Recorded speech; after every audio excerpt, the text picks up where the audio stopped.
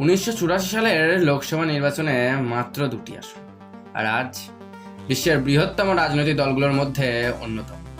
কোটি কোটি সদস্য এবং ভারতের কেন্দ্রীয় ক্ষমতায় টানা 1 দশকেরও বেশি সময় ধরে রয়েছে ভারতীয় জনতা পার্টি ওরফে ভাজপা বা বিজেপি। কিন্তু কিভাবে সম্ভব হলো এই অবিশ্বাস্য উত্থান? নলাছাপের আজকের এই ভিডিওতে আমরা আলোচনা করব সেই কাহিনী, ভারতীয় জনতা পার্টির ইতিহাস। বিজেপির ইতিহাস শুরু হয় 1951 সাল থেকে। এই সময় স্বাধীন ভারতের প্রথম প্রধানমন্ত্রী ছিলেন পণ্ডিত জওহরলাল নেহরু। কংগ্রেসের বিকল্প রাজনৈতিক শক্তি গড়ে তোলার উদ্দেশ্য নিয়ে ডক্টর শ্যামাপ্রসাদ মুখার্জি প্রতিষ্ঠা করেন ভারতীয় জনসংঘ। জনসংঘ মূলত ভারতের জাতীয়তাবাদ, ভারতীয় সংস্কৃতি এবং শক্তিশালী কেন্দ্রীয় নেতৃত্বের পক্ষে ছিল। 1953 খ্রিস্টাব্দে কাশ্মীরে ভারতীয় ঝান্ডা উত্তোলন করতে গিয়ে ডক্টর শ্যামাপ্রসাদ মুখার্জির মৃত্যু হলেও জনসংঘ কিন্তু ধীরে ধীরে উত্তর ভারতে নিজেদের শক্তি বৃদ্ধি করতে শুরু করে। এরপর আসে 1975 খ্রিস্টাব্দ, ইমার্জেন্সির সেই মুহূর্ত। এই সময় প্রধানমন্ত্রী ইন্দিরা গান্ধী সংবিধানের 352 নং ধারা ব্যবহার করে দেশে জারি করেন জাতীয় জরুরি অবস্থা। বিরোধী নেতাদের গ্রেপ্তার থেকে শুরু করে জনগণের মৌলিক অধিকার লোপ, রাজ্যের স্বাধীনতা হরণ এবং জোরপূর্বক সমস্ত আন্দোলন বন্ধ করতে গিয়ে ইন্দিরা গান্ধী সরকার যেন সমগ্র ভারতবর্ষের ক্ষেত্রে এক স্বৈরাচারী সরকারে পরিণত।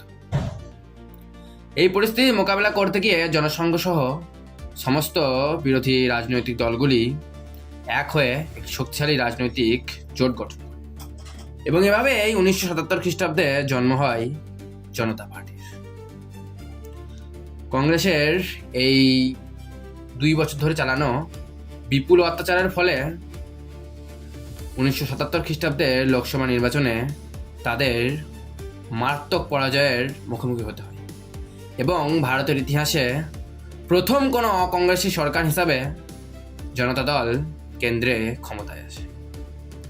তবে অভ্যন্তরীণ দ্বন্দ্বের কারণে এই দলও খুব বেশি দিন টিকতে পারে এবং পরবর্তীকালে 1980 খ্রিস্টাব্দে 6 এপ্রিল এই জোট ভেঙেই তৈরি হয় আজকের ভারতীয় জনতা পার্টির। এই দলের প্রথম সভাপতি ছিলেন অটল বিহারী বাজপেয়ী। প্রথম দিকে এই দল খুব বেশি সাফল্য পায়নি, তাই হয়তো অনেকেই মনে করেছিল এই দলের কোনো ভবিষ্যৎ, কিন্তু ইতিহাস অন্য কিছু লিখতে চলেছিল। এই সময় লাল কৃষ্ণ আডবাণীর নেতৃত্বে 1990 খ্রিস্টাব্দে রামরথ যাত্রা এবং রাম জন্মভূমি আন্দোলনকে প্রকাশ্য সমর্থনের মাধ্যমে বিজেপি দেশ জুড়ে হিন্দুত্ববাদী আবেগকে তীব্রভাবে জাগ্রত করে এবং এর প্রভাব পড়ে সরাসরি তাদের ভোট ব্যাংকে। 1996 খ্রিস্টাব্দে বিজেপি প্রথমবারের মতো লোকসভায় বৃহত্তম দল হিসাবে আবির্ভূত হয়, কিন্তু সরকার গঠন করলেও মাত্র একটি ভোটের কারণে 13 দিনের মাথায় অটল বিহারী বাজপেয়ী সরকার পড়ে যায় এবং এই সময়েই তিনি পার্লামেন্টে দাঁড়িয়ে ভারতীয় রাজনীতির সেই ঐতিহাসিক মন্তব্যটি করেন। प्रकृति नहीं है और मैं चाहता हूं ये परंपरा बनी रहे, ये प्रकृति बनी रहे। सत्ता का खेल तो चलेगा, सरकारें आएंगी जाएंगी, पार्टियां बनेगी बिगड़ेंगी, मगर ये देश रहना चाहिए, इस देश का लोकतंत्र अमर रहना चाहिए। এরপর 1998 খ্রিস্টাব্দে 13 মাসের জন্য এবং 1999 থেকে 2004 সাল পর্যন্ত অটলজি প্রথম অকংগ্রেসীয় প্রধানমন্ত্রী হিসাবে তার 5 বছর পূরণ করেন। এরপর আসে 2014 সাল। এই সময়টাই ছিল বিজেপির রাজনৈতিক ইতিহাসের টার্নিং পয়েন্ট। ইউপিএ সরকারের ডামাডোল অবস্থা এবং জনগণের মধ্যে পরিবর্তনের আশ্বাস দিয়ে বিজেপি বিপুল সংখ্যাগরিষ্ঠতা অর্জন করে নরেন্দ্র মোদীর নেতৃত্বে ভারতের ক্ষমতায় আসে। এটি ছিল 30 বছরেরও বেশি সময় পরে কোনো একক রাজনৈতিক দলের এমন সাফল্য। 2019 সালে বিজেপি আরও বড় সাফল্য পায় এবং তাদের মোট আসনের সংখ্যা হয়ে দাঁড়ায় 303। এই সময় দল শুধুমাত্র ভারতের বহু রাজ্যে ক্ষমতায় আসে না, বরং সংখ্যাগরিষ্ঠতার দিক থেকে এটি বিশ্বের বৃহত্তম রাজনৈতিক সংগঠনে পরিণত।